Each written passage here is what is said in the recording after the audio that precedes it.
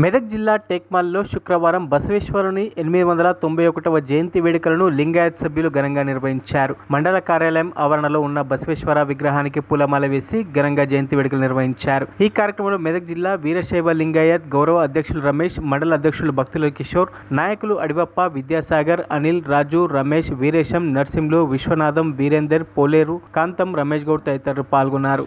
ఈరోజు విశ్వానికే మరి దేశానికి కాదు విశ్వానికే మరి ఒక ఆదర్శంగా నిలిచినటువంటి మహోన్నతమైన వ్యక్తి మహాత్మా బసవేశ్వరుడు.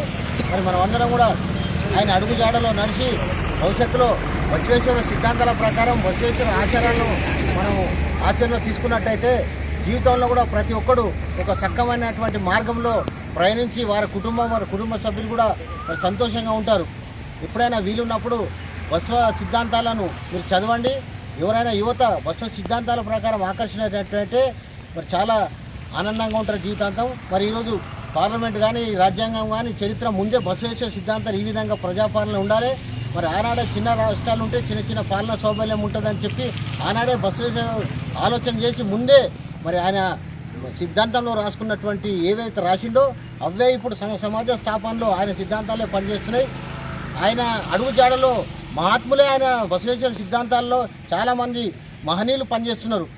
ఈరోజు ఎవరైనా సరే మహాత్ముడని విశ్వగురువు అని కేవలం బసవేశ్వరుని అంటాడు.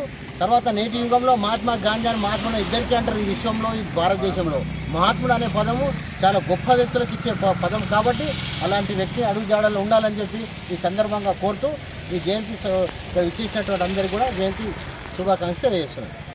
మరిన్ని అప్డేట్స్ కోసం మా ఛానల్ని సబ్స్క్రైబ్ చేయండి.